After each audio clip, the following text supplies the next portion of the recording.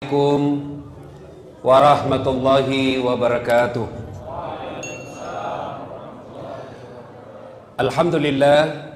Alhamdulillahi rabbil alamin. Wa bihi nasta'inu ala umurid dunya waddin. Asyhadu an la ilaha illallah wa asyhadu anna Muhammadan abduhu wa rasuluh. Allahumma salli ala sayyidina Muhammad wa ala alihi wa sahbihi ajma'in. Amma ba'd. Ma'asyiral muslimin muslimat, adik-adik sekalian yang insya Allah dimuliakan dan dirahmati oleh Allah Subhanahu wa taala. Ketika Allah Subhanahu wa taala menciptakan Nabi Adam alaihissalam, Allah lalu perintahkan kepada seluruh makhluk. Kalau bahasa kita kira-kira begini, seluruh makhlukku, ini ada makhluk saya yang paling mulia. Ini namanya manusia. Hormat kau kepada mereka. Hormat kau kepada Adam. Malaikat, hormat. Tumbuhan, binatang, hormat. Satu makhluk Allah yang tidak mau. Siapa? Iblis laknatullah alaih. Iblis protes. Ya Allah, saya tidak mau. Kenapa? Adam, anak baru kemarin. Anak ke senior. Masa senior hormat sama junior? Gengsi dong. Adam diciptakan dari tanah, saya dari api. Unsur kejadian saya lebih mulia dari Adam. Dia aja nakke. Saya tidak mau. Allah lalu berfirman, iblis, kau sombong rumahnya. Kau sombong rumahnya. Kau tidak mau mengikuti perintahku. Keluar kau dari sorga ini. Diusir iblis dari sorga. Tapi iblis bilang, tunggu dulu Tuhan, tunggu dulu. Ada dua proposalku ini. Ada dua permohonan saya. Apa? Yang pertama kata iblis, ya Allah, berikan saya umur yang panjang. Allah berfirman, oke, proposalmu dikabulkan. Kamu tidak akan mati sampai hari kiamat. Yang kedua kata iblis, berikan saya skill, keterampilan, keahlian, kecerdasan untuk menggoda anak cucunya Adam. Gara-gara Adam saya diusir dari sorga, saya mau balas dendam. Saya mau cari itu anak cucunya Adam. Saya ajak dia untuk menjadi temanku, supaya dia menjadi sahabatku di akhirat kelak. Allah lalu berfirman, silakan, saya kasih kau segala kemampuan untuk menggoda anak cucunya Adam. Satu yang tidak boleh, jangan cabut nyawanya. Nah, sejak itu iblis dan bara tentaranya, iblis dan para pasukannya berusaha mencari teman sebanyak-banyaknya. Supaya ada temannya di akhirat nanti. Di mana tempatnya akhirat, adek? Iblis, di mana tempatnya? Sudah jelas neraka. Maka dia cari teman sebagai supporter, pendukungnya. Nah, tentu pertanyaan, siapa yang menjadi teman-teman setan? Inilah yang kita bahas pada taklim kita kali ini, teman-teman setan. Mudah-mudahan tidak ada di sini. Mohon maaf juga, 2 kali pertemuan kita tertunda gara-gara kesibukan saya. Ini juga hampir tidak jadi. Saya tadi malam dari Tenggarong sampai Balikpapan kurang lebih jam 2 dini hari, jam 4 ke bandara lagi Balikpapan, sampai di sini jam kurang lebih jam 9, langsung banyak acara. Tidak sempat pulang-pulang ke rumah, baru sampai lagi di sini. Surah saya sudah mulai lobet. Ya, mudah-mudahan Allah berikan kesehatan. Nah, adik-adik sekalian, teman setan yang pertama, ini informasi dari setan sendiri. Dia bocorkan kepada Nabi Muhammad, mau kak kasih tahu kau siapa di antara temanku, di antara umatmu yang menjadi teman saya? Nabi berkata, bagus ini rahasia ini. Siapa itu? Dulu ada 10 temanku di antara umatmu. Nabi bilang, Nabi, kamasian dan tuh dong. Siapa-siapa itu? Yang pertama kata iblis, temanku yang utama, al-mutakhawilu bis sholah, yang menganggap enteng sholat. Ya rona cule-culei sempajangnya. Tuh temannya setan. Mana yang dimaksud menganggap enteng sholat? Satu, sudah tahu hukum sholat wajib tapi belum sholat. Itu. Bagaimana hukumnya sholat? Wajib. Artinya apa? Dosa kok kalau tidak sembahyang kok. Kenapa paling belum pakai sembahyang? Masih suka kabotoro. Botoro Tommy, tidak Tommy sambayang. 2-0 bos. Kalau sambayang botoro, satu sama. Mana bagus satu sama 2-0? Mana bagus satu sama 2-0? Kalau saya 0-2, ndak botoro sambayang juga. Nah, itu yang dimaksud menganggap enteng sholat. Sudah tahu hukumnya wajib, tapi masih mereka tidak sholat. Termasuklah karakternya. Mau tahu orang yang menganggap enteng sholat? Ciri-cirinya, tabiatnya. Hilang uangnya 500.000. 3 minggu dah pikir. Mana bisa hilang itu? Batin aku simpan baik-baik. Di mana bisa hilangin uangku? 500.000 3 minggu dah pikir. Sekalinya datang omnya, pamannya. Kenapa kau nak dari tadi kau mundar-mandir di situ kayak orang kehilangan apa? Hilang uangku om. Berapakah? Limbi. 500.000. Dia bilang, aku pikir ini ku ganti. Diganti 500.000. Begitu diganti 500.000 tambah pusing. Apa anda bilang? Seandainya anda hilang uangku 1 juta mi. Ini orang begini. Hilang duitnya 500.000. 3 minggu dia pikir. Dikasih tambah bingung. Itu kalau uangnya hilang. Sekalinya sholat subuhnya lepas. Tidak hilang. Tidak dia pikir. Seolah-olah tidak ada dosanya. Ini kan banyak yang begini toh. Tidak sholat.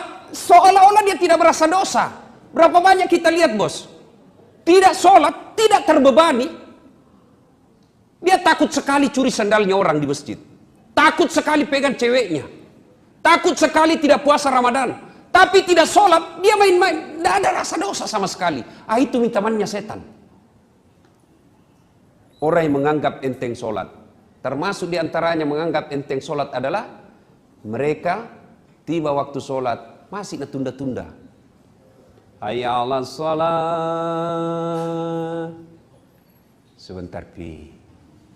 Sebentar pi. Bisa jadi nabi bisiki setan. Tapi yang lebih parah itu kalau teman tak. Kalau setan tidak kelihatan bos, gampang usirnya. Bismillahirrahmanirrahim. Lari pak. Tapi setan teman gaul tak.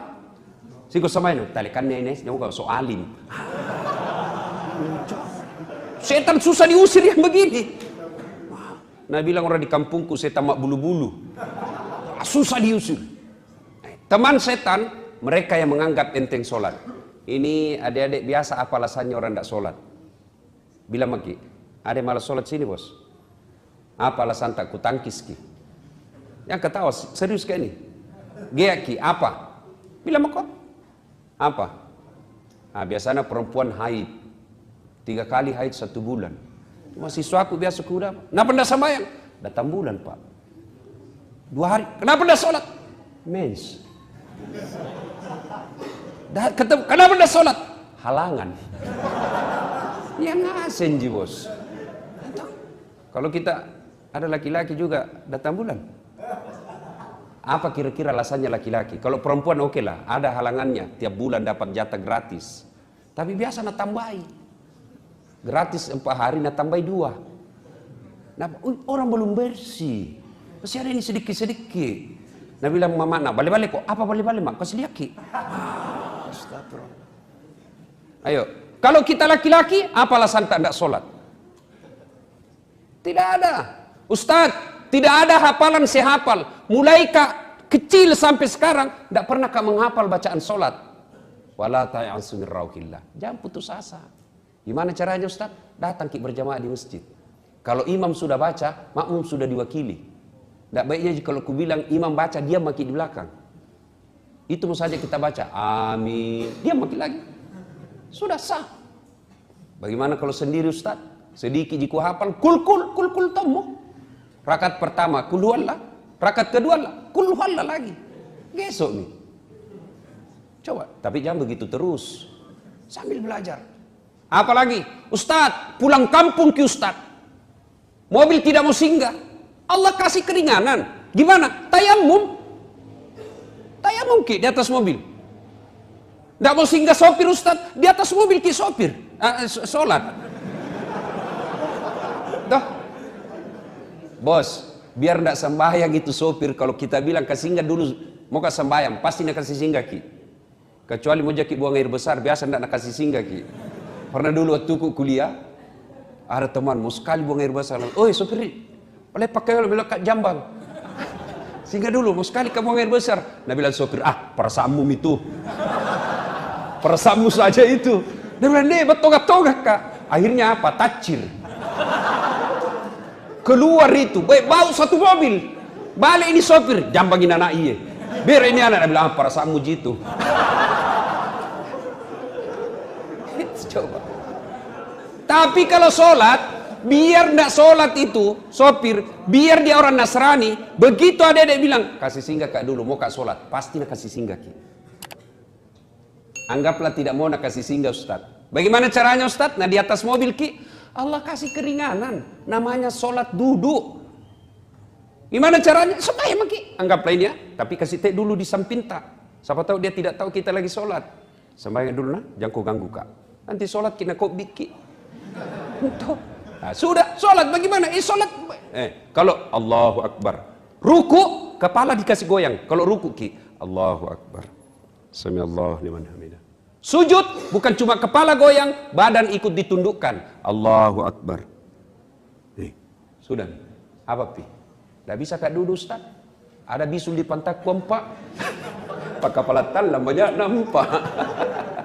Gimana caranya? Sudah, Allah kasih keringanan, tidak usah duduk, baring. Bukan sholat tidur nak, baring. Sholat baring ki. Bagaimana caranya Ustaz? Tangan masih bergerak. Allahu Akbar. Anggaplah sana kiblat, baring maki, sini kepala tak. Allahu Akbar. Sami Allah liman hamidah.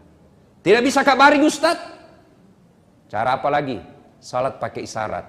Bagaimana namanya salat pakai isyarat? Mata tak kasih goyang-goyang, begini saja. Allahu Akbar. Bismillahirrahmanirrahim. Allahu Akbar. Itu sholat pakai syarat, tinggal mata, tangan tak goyang nih. Itu pun tidak bisa Ustaz. Allah kasih dispensasi lagi apa? Sholat dalam hati. Bagaimana caranya Ustaz? Semua bacaan sholat dalam hati semua. Mata sudah tidak bergerak, tangan sudah tidak bergerak, bibir sudah tidak bisa bergerak. Gimana caranya? Pejamkan saja mata. Bayangkan lagi ruku, baca doa ruku.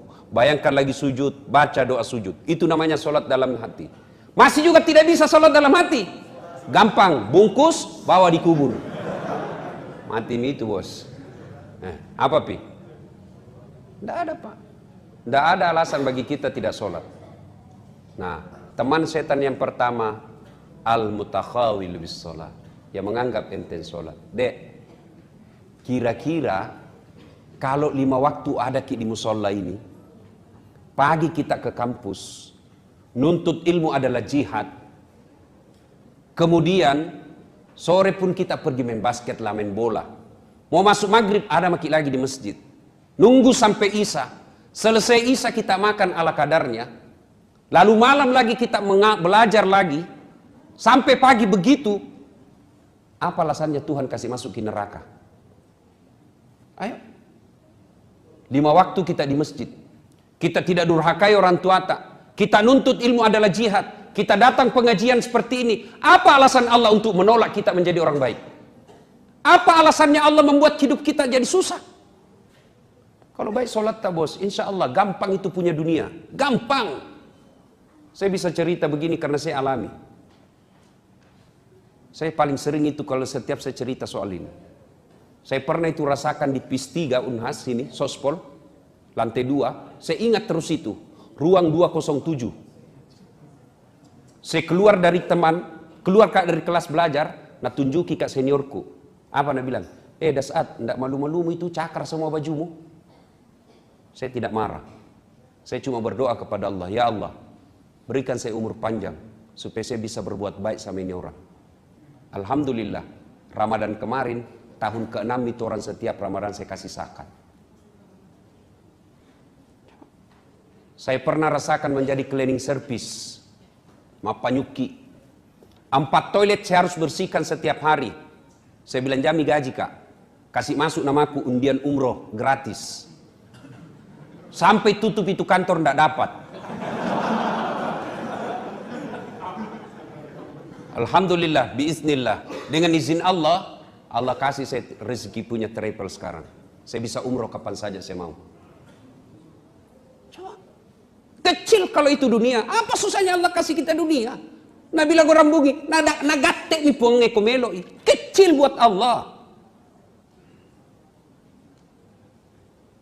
Dulu jalan kaki pergi sekolah dari Jalan Harimau pergi Jalan Cakalang Semempat, jalan kaki. Kadang-kala coko-coko karena malu dila orang. Masuk di itu pasar Ciduk, jalan kaki. Alhamdulillah, biiznillah, ada Tommy mobilku beberapa. Alhamdulillah, dengan izin Allah. Dulu lihat pesawat di kampung, dikejar. Kapal lutu. Dikejar itu Pak, di kampung. Sampai kita masuk, tabrak sawah, masih diletu. Saya boleh bisa aja itu nanti naik pesawat. Bismillah. Hampir tiap hari sekarang saya naik pesawat. Dan hebatnya lagi, bukan saya yang bayar. Coba, dengan izin Allah. Kecil buat Allah. Gimana caranya? Bereskan sholatmu. Kecil itu jadi dokter. Kecil itu jadi pegawai negeri. Allah cuma minta, perbaiki sholatmu. Baik sholat, tidak ada alasan menolak. Tidak ada alasan Allah untuk menolak doa kita. Yang penting baiki sholat. Setiap azan kita tinggalkan pekerjaan, masa Allah sengsarakan hidup? Tak, Tuhan apa itu yang kasih susah orang yang baik sholatnya? Cuma masalahnya kita anggap enteng nih sholat. Sholat tapi main-main. Allahu Akbar. Malik yaumiddin. Allahu Akbar. 30.000. Beli pulsa 10.000. Mana ini 20? Allahu Akbar. Disadel kapan? Samiallahu liman hamidah. Tidak. Mana itu dia? Assalamualaikum. Oh, di bawah bantal. Jadi kalau ada susah hidup tak bos, jangan cari kambing hitam. Ayo koreksi sholat kita. Koreksi sholat. Adik-adik sekalian, kalau baik sholat, insya Allah, Allah perbaiki hidup kita. Allah sempurnakan hidup kita. Nah, ada yang bilang, kenapa Pak itu Ustaz ya? Rajin namamu sembahyang tidak banyak masalahnya. Pasti seandainya tidak sholat lebih banyak lagi masalahnya. Kenapa Pak sholat itu Ustaz? Banyaknya masalahnya. Yang kedua, dia tidak ikhlas. Hayya 'alas shalah. Asar misalnya. Barusan duhur. Tidak ikhlas kok bos.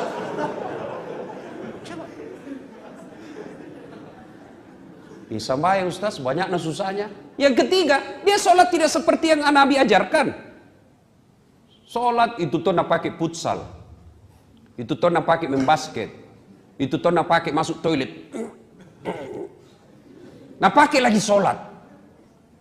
Apa pernah kita dengar riwayat Nabi seperti itu? Coba mi bede. Setiap kita mau sholat, kita bersihkan badan kita. Cari pakaian yang rapi. Mau ketemu Allah ini bos. Nah kita saja mau ketemu sama cewek, tanah biasa kita pinjam parfumnya teman tak. Pinjam dulu parfummu, apa pitu? Ada pitu parfum dipinjam, sudah kau pakai habis mi, tidak bisa kasih kembali. Satu, teman setan adalah mereka yang menganggap enteng sholat. Kalau baik sholat tadi, tidak ada susahnya buat Allah. Coba. Saya kasih ke contoh. Bisa enggak orang hidup kalau dibakar? Dibakar api yang sangat besar. Bisa hidup? Bisa? Hukum biologi mengatakan tidak mungkin manusia hidup kalau dibakar. Tapi kalau Allah yang mau, Ibrahim alaihissalam dibakar dalam api yang sangat besar, menyala-nyala. Ibrahim keluar kedinginan. Kalau Allah mau. Bisa enggak manusia hidup dalam perut ikan? Adik-adik, kira-kira ada orang bisa hidup dalam perut ikan? Kalau saya, ikan masuk di perutku. Coba. Tapi kalau Allah mau, Yunus alaihi salam, ada ulama mengatakan 30 hari, ada ulama mengatakan 40 hari, tapi tidak jadi masalah berapa harinya. Yang penting dalam perut ikan beberapa hari. Keluar, hidup. Kalau Allah mau. Pernah lihat got? Musim hujan sekarang. Lihat itu got-got kita. Kalau airnya mengalir ke kanan, kemana benda yang ada di atasnya? Hah? Ke kanan. Kalau air yang ada di atas situ mengalir ke kanan, maka benda yang ada di atas air tersebut mengalirnya ke kanan. Tapi kalau Allah yang berkehendak, sungainya Nil, air sungai Nil mengalir ke kanan. Petinya Nabi Musa mengalir ke kiri. Hebatnya lagi, waktu itu Fir'aun bikin perda. Anak laki-laki, bayi laki-laki yang kau dapat, bunuh hidup-hidup. Apa yang terjadi? Justru bayi Musa alaihissalam, bayi Musa masuk ke pekarangan istananya Fir'aun. Siapa yang dapat? Istrinya Fir'aun. Masya Allah. Kalau Allah yang mau. Bisa enggak perempuan hamil tidak pernah disentuh laki-laki? Bisa. Hukum biologi mengatakan tidak mungkin, Ustaz. Tapi kalau Allah yang mau. Siti Maryam, wanita suci, tidak pernah disentuh laki-laki, hamil melahirkan Isa alaihissalam. Cuma zaman sekarang banyak tomo saingan sama Siti Maryam.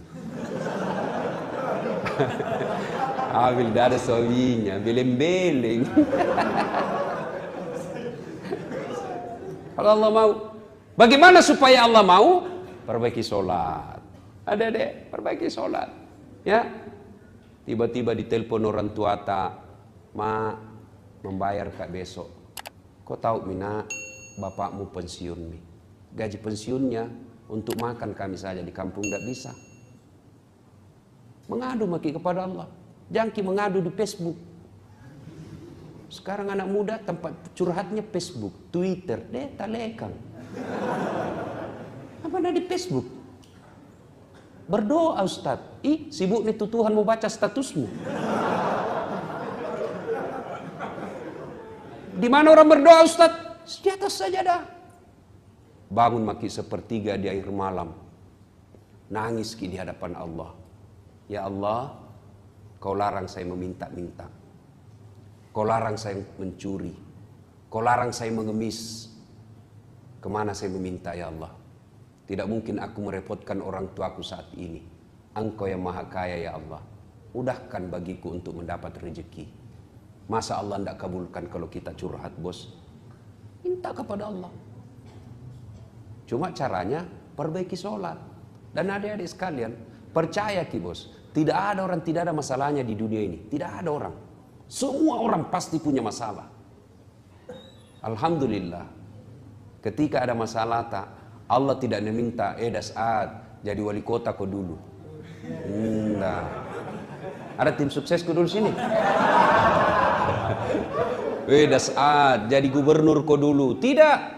Allah cuma minta, cewek, cowok, ada masalahmu, ista'inu bisabri wassalah. Sabar kok, perbaiki sholatmu, saya yang selesaikan masalahmu. Itu janji Allah. Allah cuma minta, sabar kok, perbaiki sholatmu, saya yang selesaikan masalahmu. Jadi ketika ada masalah dalam kuliah ini, sabar saja, tingkatkan kesabaran, sempurnakan sholat, Allah yang selesaikan itu. Apa itu sabar Ustaz? Apakah duduk-duduk di kandat atau kepala? Sabar kak bos. Oh bukan sabar itu, beleng-beleng. Tuh ya. Satu, teman setan. Al-mutakhawilu bis sholat. Yang menganggap enteng sholat. Yang kedua, temannya setan. Ini setan sendiri yang rahasia, bocorkan rahasianya. Siapa yang menjadi teman setan yang kedua? Yaitu qillatul haya. Tomakuras siri'eh. Kurang rasa malu. Oh ini banyak. Sholat baik, tapi kurang rasa malu. Mana kurang rasa malu? Prakteknya kalau perempuan mulai dari cara pakaiannya. Sekarang banyak perempuan pakai jilbab tapi tidak memenuhi syariat. Sempit. Biasa saya bingung nggak? Celana dulu waktu ku kecil, biar itu bola bisa masuk di dalam celana. Nah bilang orang celana papi. Kipas besar. Sekarang sempitnya lagi. Sampai ku bilang ada mahasiswaku, bagaimana cara mau kasih masuk itu? Aku bilang, susah nih kasih masuk. Dia bilang, enggak gaul na Ustaz. Apa? Dia bilang, dikasih kantong plastik Ustaz. Oh begitu. Jadi besok-besok mau ku buang air besar, enggak dapat ku kantong plastik. Ujuli kini alemu dong. Coba. Adik-adik, saya pernah bicara sama ahli apa itu penyakit kandungan sama ahli kelamin, ya. Ternyata anak-anak gadis keluhannya di dokter sekarang apa? Keputihan. Dan apa penyebab keputihan? Celana sempit. Dan kalau keputihan bedek tidak ditindaklanjuti dan tidak cepat diobati, maka bisa berujung pada kanker mulut rahim. Kalau sudah kanker mulut rahim, nah tahu laki-laki tidak ada yang mau nikahi. Nah itu penyebabnya.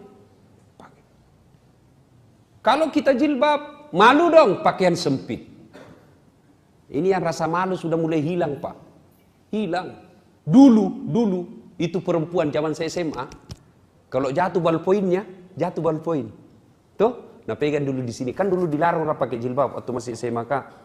Tuh, dia pegang dulu sini kancing bajunya, baru dia pegang juga roknya di belakang. Baru tunduk nih. Begitu itu perempuan dulu, dia jaga harga dirinya. Sekarang nah sengaja memang tong itu jalan begini. Nah sengaja kasih sempit, kita napan raki. Biasa kalau mahasiswaku saya yang cewek-cewek mahasiswiku saya bilang, Dek, yang seksi di luar. Kenapa Ustaz? Kau ganggu konsentrasiku, bilang. Kau enak, saya dapat dosa. Dan kita itu laki-laki toh, tergantung perempuannya kan. Mari kerjasama. Kami laki-laki jaga mata, tolong Anda cewek jaga akhlak. Biar setengah mati dijaga mata, kalau Anda berkeliaran kayak setan, tidak bisa dikendalikan, bos. Masa kita jalan tunduk terus? Tabrak tiang listrik. Kerjasama, kami jaga mata, tolong Anda akhwat jaga akhlak.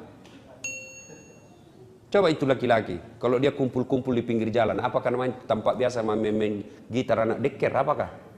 Hah? Coba kalau ada anak di pinggir jalan, lewat cewek, kalau diganggui pakai jilbab, apa nak bilang? Assalamualaikum.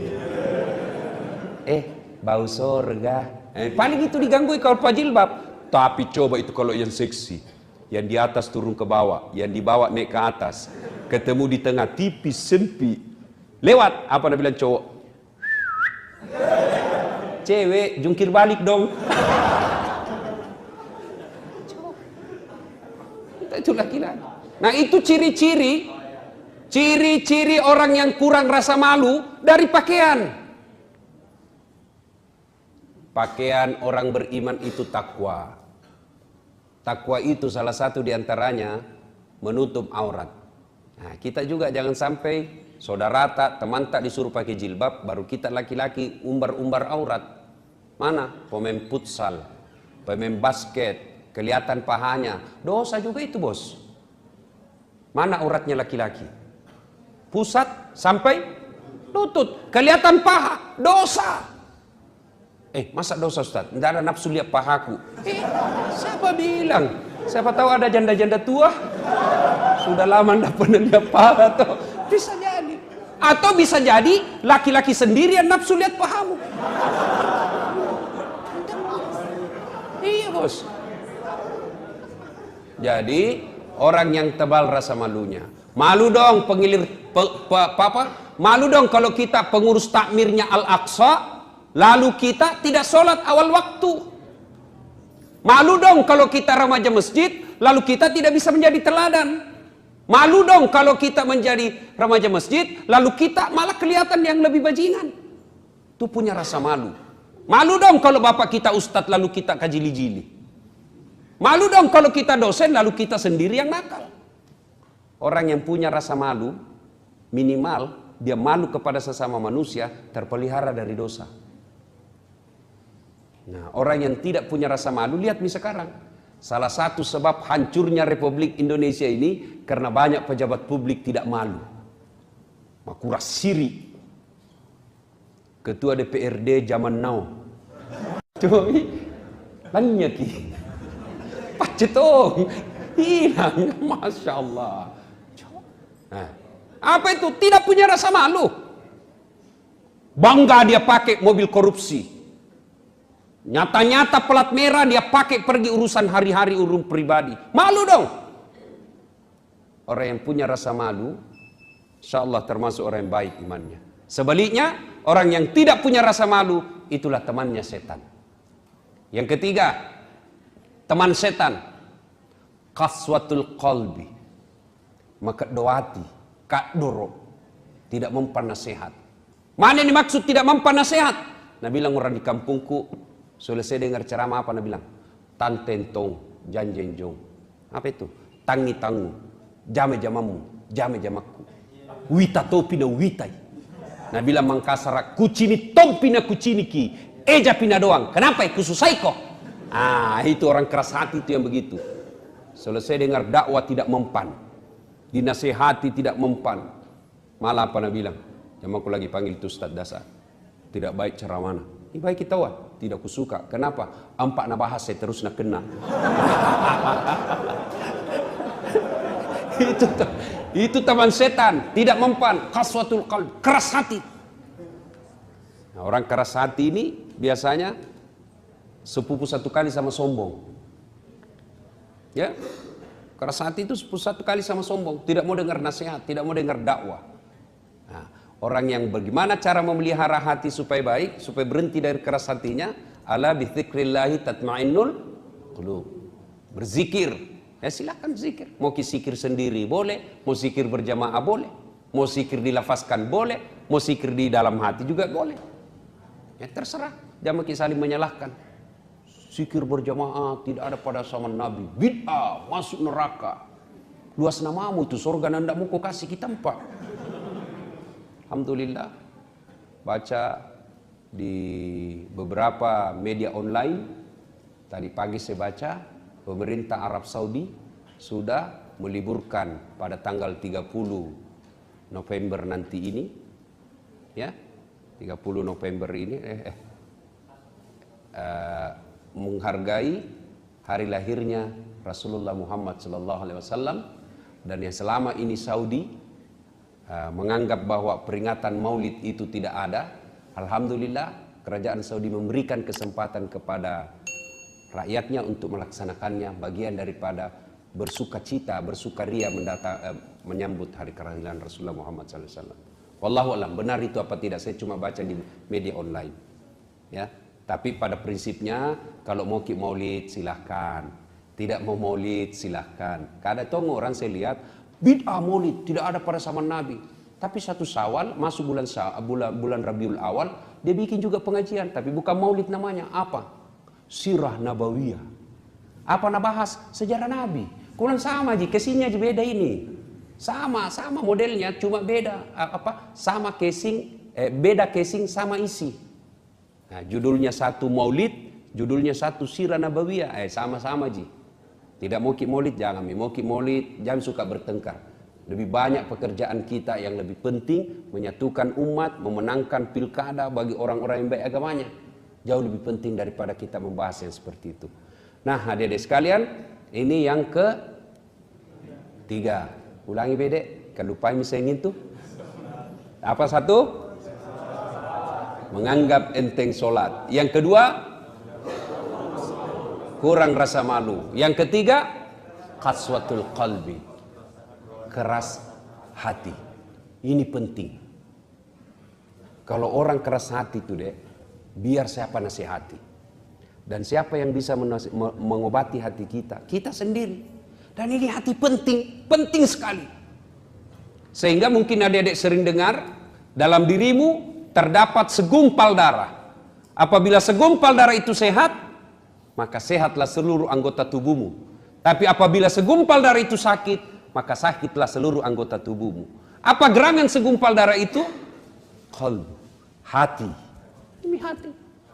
Artinya apa? Kalau hatinya sehat, insya Allah tutur katanya baik, perlakuannya baik. Tapi kalau hatinya sakit, tutur katanya merugikan orang, perbuatannya tidak enak. Itulah. Itu pentingnya itu hati. Saya kasih contoh. Pergi ke Bone, naik mobil, yang nyetir tangan, yang menatap sepanjang perjalanan mata, gas rem kaki, yang berpikir sepanjang jalan otak. Tapi begitu ada tikungan, apa tertulis? Hati-hati. Tidak ada tertulis otak-otak. Padahal otak itu yang berpikir sepanjang jalan. Tapi begitu ada tikungan, hati. Tidak ada bilang otak. Coba itu pentingnya hati. Coba. Di bandara, yang tulis pengumuman tangan. Yang mencerna pengumuman otak. Tapi begitu ada pengumuman, apa nak bilang announcer? Perhatian. Tidak bilang perotakan. Nah, makanya ini penting sekali pelihara hati. Qaswatul qalbi adalah temannya setan. Maka pelihara.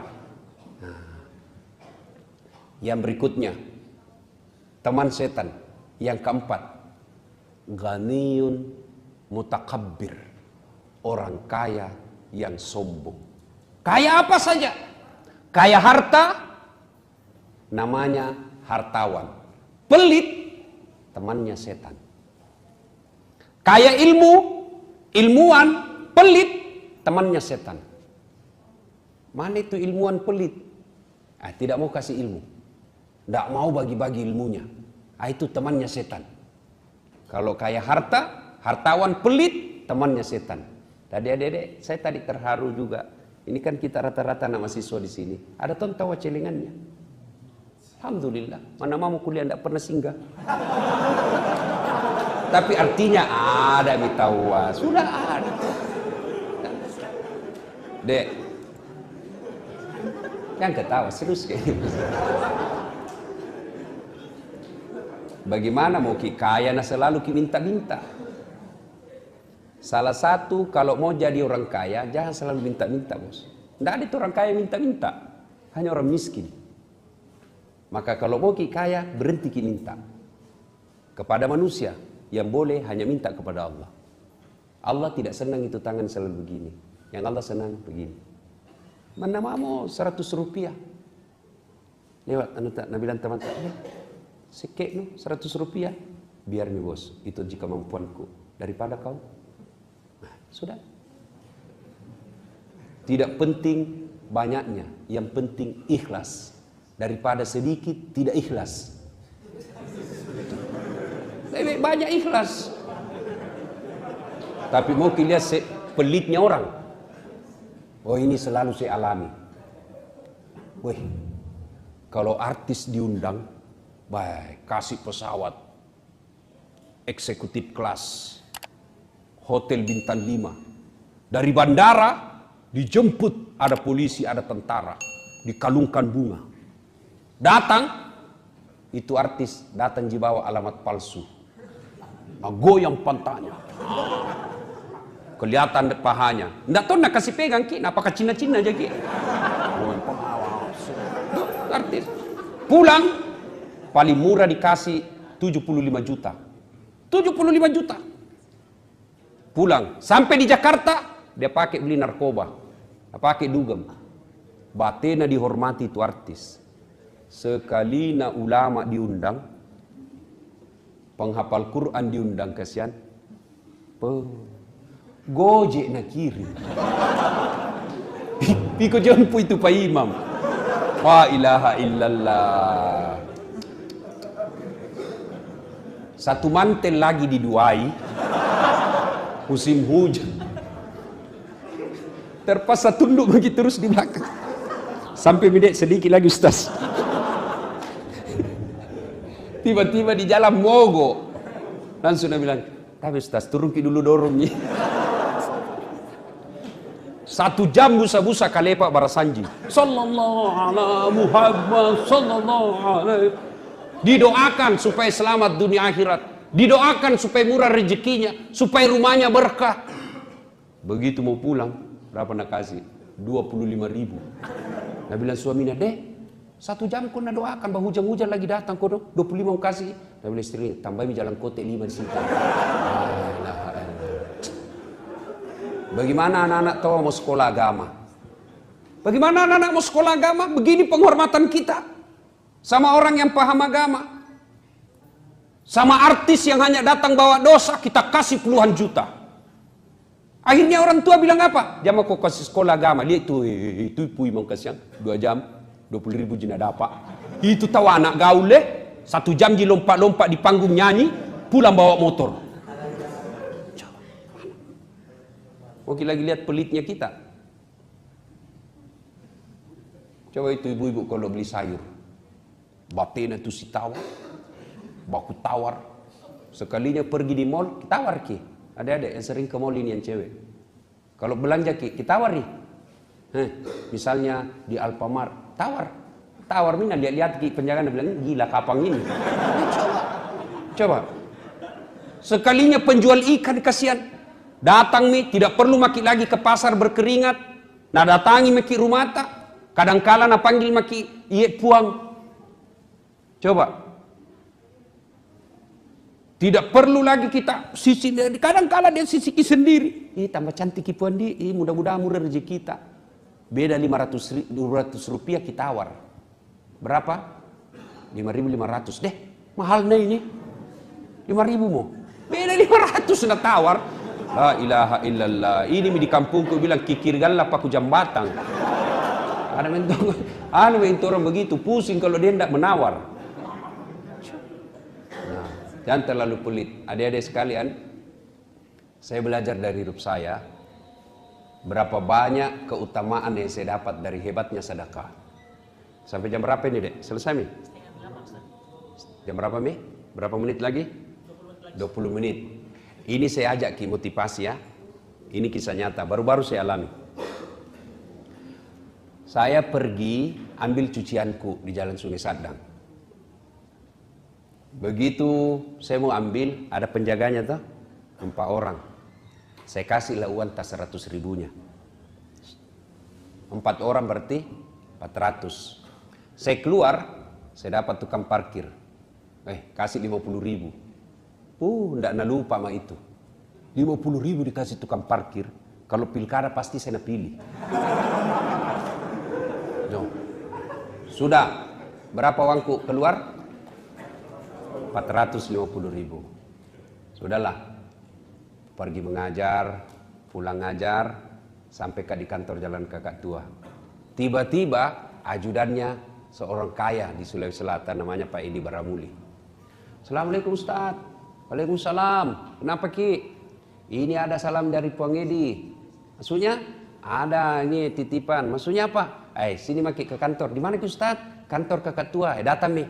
Begitu datang buka pintu cerita. Assalamualaikum Ustaz. Dia ambil kantongnya amplop.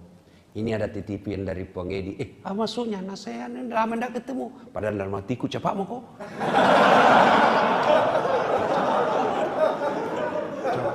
Sudahlah. Basa-basi tolak-tolak. Saya Sudah. Pas sudah pegang dalam hatiku. Cepat mau kok pulang. Kamu kira isinya ini. Masya Allah. Pulang. Saya buka itu amplop. Berapa uangku keluar dek pagi-pagi? 450. Pas saya buka berapa ya Allah ganti? Pagi sore Allah ganti. Berapa? 10 juta. Belajar kisah sedekah. Allah tidak lihat besarnya. Pernah lagi apa? Ada pagi-pagi datang ke rumah. Pinjam uang. Saya bilang, biar saya kasih pinjam tidak nak kasih kembali. Sudahlah, kasih saja uang 150 ribu. Kan tidak enak kasih kecewa. Sudah kasih, tiba-tiba ada lagi ibu-ibu datang. Dan ibu-ibu datang, Assalamualaikum. Saya bilang, sama istriku. Karena perempuan kita hadapi. Pinjam juga uang rupanya. Saya bilang, jangan kasih pinjam, tidak bisa nak bayar kodok. Kasih saja uang 200. Pulang. Berapa uangku keluar pagi-pagi? 350 ribu. Sore menelpon yang punya pesantren yang di Pangkep, Haji Masrur. Assalamualaikum. Waalaikumsalam. Ada Ustadz Samsi Ali di sini Ustadz, di Wong Solo. Sini ki kumpul-kumpul. Gila saya telepon istriku. Minta maaf sayang. Apa tahu? Sunnah itu panggil sayang sama istri.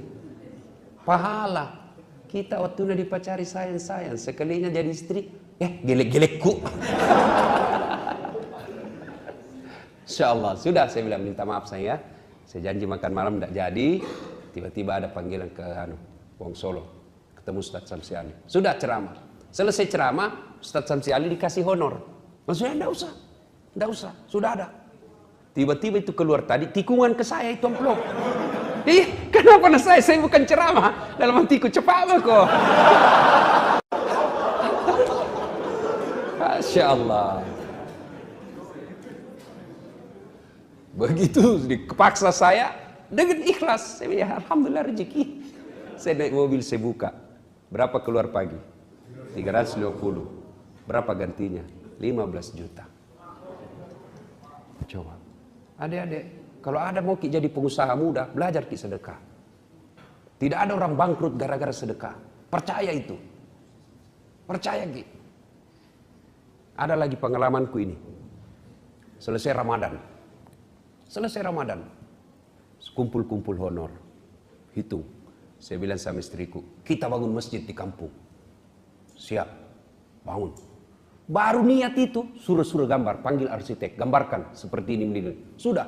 Jadi gambar. Apa yang terjadi? Baru niat gambar. Tiba-tiba alhamdulillah saya dapat bantuan orang yang namanya tidak sangka-sangka, langsung dapat 400 juta. Coba, keajaiban sedekah. Tidak jangkit tunggu kaya. Jangkit bilang banyak Pak, tua Pak kun aku sedekah. Iya kalau tua Ki, kalau mati mendadak Ki. Apa ya? Coba, bersedekah. Kalau kita tidak punya sedekah dengan harta, sedekahlah dengan ilmu. Gimana caranya? Update itu apa namanya itu? Share itu ceramata. Taklim malam ini. Share itu pahala, amal jariah. Adik-adik ingat tak kisah Quran? Ketika kita meninggal dan digosok itu mata, lalu kita berkata, hari apa ini? Malaikat berkata, mati mako. Ini kau sudah mati. Lalu apa kita bilang? Ya Allah, kasih kembali saya. Palisukan linoe puang. Kasih kembali saya ke dunia, meskipun sesaat saja. Kembalikan saya ke dunia, meskipun sesaat. Untuk apa? Sholat? Bukan. Untuk puasa? Bukan. Untuk haji? Bukan. Untuk apa? Saya hanya ingin berkata kata jenazah, saya sedekahkan harta yang aku miliki. Coba. Kenapa? Sholat dinikmati pada saat kita sholat. Puasa dinikmati pada saat kita puasa. Haji kita nikmati pada saat haji. Sementara sedekah, meskipun kita sudah wafat, sedekah itu tetap mengalir. Itulah amal jariah. Kan mulai makin ada teman tak, kita lihat kasihan biar makan susah, bantu. Ada Indomie ini bos. Ada kirimannya dari bapakku 10 bungkus. Ambil muka 2. Jantungku banyak-banyak, kasih 2 bungkus. Jangan gitu. Dendek. Dan itu kalau orang susah kita bantu, tidak lupa sampai kiamat. Saya dulu kan ikut-ikut mengetik komputer. Dulu belum ada itu namanya laptop. Apakah Windows kah apa namanya itu zaman dulu. Yang masih besar itu anunya. Apakah namanya itu? Flash disk apa? Kayak sekarang itu flash disk kan kecil-kecil. Itu disket namanya dulu. Karena kita ini numpang mengetik ada senior saya orang Jakarta. Ya, numpang mengetik skripsi. Kapan mengetik saya? Selesai pindah pakai. Jadi tidur mak dulu. Saya bilang, saya tidur dulu kau kerja dulu. Jam 1 selesai baru mana kasih bangun. Kau lagi giliran. Baru mengetik. Dan apa yang terjadi? Sampai detik ini tidak bisa saya lupa itu temanku. Begitu baiknya. Sedekahlah. Kalau kita orang baik, ada harta tak, lebih dari teman tak, bantu. Dan siapa tahu rahasia Allah. Hari ini kita baik. Hari ini kita baik. Hari ini banyak duit tak. Besok lusa ketika 20 tahun yang akan datang, justru kita yang sengsara, dia yang jadi hidupnya. Saudara-saudara sekalian, bakhil, pelit adalah temannya setan. Orang kaya, kata anak Allah, ada 3 orang yang paling aku benci. Ada 3 yang dibenci, ada yang paling dibenci. Yang paling dibenci Allah adalah ganiyun mutakabbir, orang kaya yang sombong. Kaya apa saja, kaya ilmu sombong dibenci Allah, kaya harta sombong dibenci Allah, bakhil.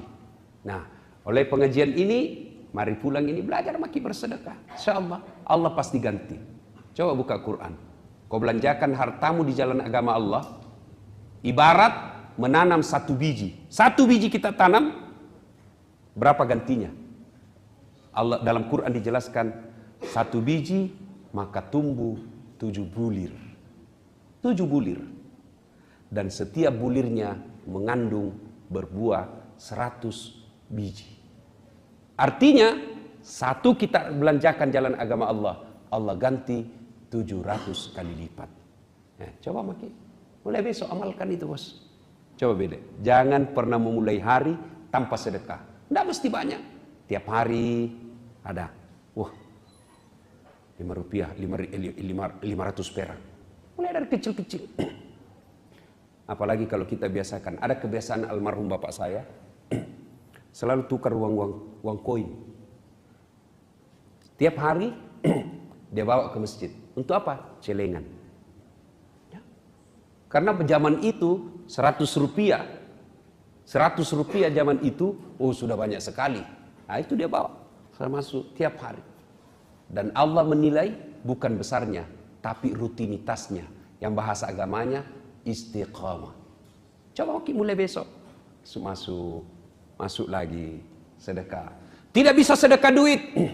Tidak sedekah dengan ilmu. Maka sedekahlah dengan cara apa? Jangan mengganggu orang. Itu sedekah. Kita tidak bisa kasih tetangga kamarta Indomie. Tidak bisa kita kasih tetangga kamarta kopi. Maka cara apa? Jangan Tommy kita ganggu. Yang mentang-mentang kita punya tap besar, kasih bunyi tap besar-besar. Kan biasa ada orang yang egois. Ih, ngapain? Radio-radioku, tap-tapku, saya bayar listrik, khusus saya kok. Nah bilang tetangga tak, telinga-telingaku, pintu-pintuku. Kenapa itu suara radiomu masuk di telingaku? Itu kan bisa kayak begitu. Nah, saudara-saudara sekalian, masih ada lagi teman-teman setan, tapi waktu yang sangat terbatas. InsyaAllah kita akan lanjutkan pada pertemuan yang akan datang. Akhirnya kita tutup pengajian kita ini dengan selalu mengingat Allah. Al-Quran menjelaskan, Bismillahirrahmanirrahim.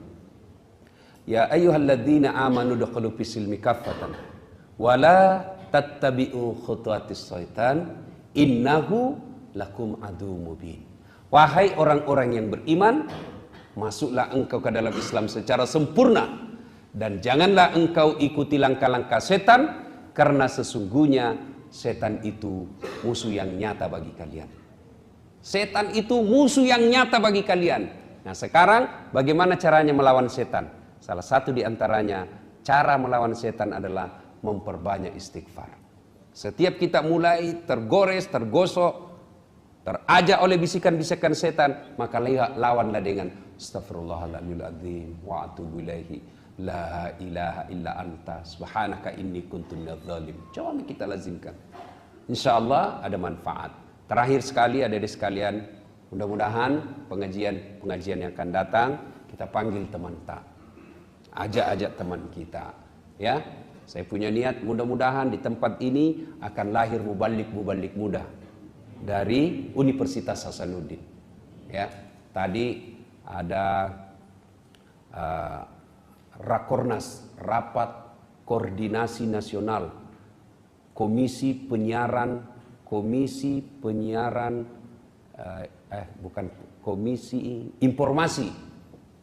Informasi Publik KIP seluruh Indonesia kumpul. Saya diminta baca doa dan ada satu komisioner berkata, alhamdulillah saya senang di Sulawesi Selatan banyak dai-dai muda. Alhamdulillah banyak dilihat katanya ustadz-ustadz muda dari Sulawesi Selatan. Nah, mudah-mudahan ada dari Unhas. Adik-adik sekalian, percaya kita, kalau kita hidup dalam dakwah, baik agama tak, tidak mungkin kasih susah ke Tuhan. Paling tidak apa yang kita dapat, kita kasih senang orang tua. Bayangkan kalau tadinya dari SMA, susah sekali kita ajak sholat, bicara tak kasar, susah disuruh. Tiba-tiba baru 3 semester di sini, pulang ke kampungnya, dilihat mamanya, alhamdulillah anakku bangun sholat tahajud. Langsung itu baku bisik bapak tak, mbok nak, dek murogi. Langsung dia bilang bapak tak, alhamdulillah, ndak rugi kak nak kasih sekolah anakku. Langsung merasa. Tapi kalau begitu pulang ki, tadinya bagus agama, pulang malah kajili-jili. Wah, bagaimana orang tua tak mau bahagia kasihan. Dikasih nama raja dari kampung, Muhammad Nuh, langsung dipanggil sama temannya Noah. Bingung orang tua kita. Itulah termasuk model-model anak durhaka. Inilah saja tausiah kita, mudah-mudahan ada manfaat. Sebelum kita akhiri, mari kita kirimkan suratul Fatihah kepada Rasulullah Muhammad SAW. Khasiat dan keutamaannya kita ikhlaskan untuk orang tua kita masing-masing. Al-Fatihah.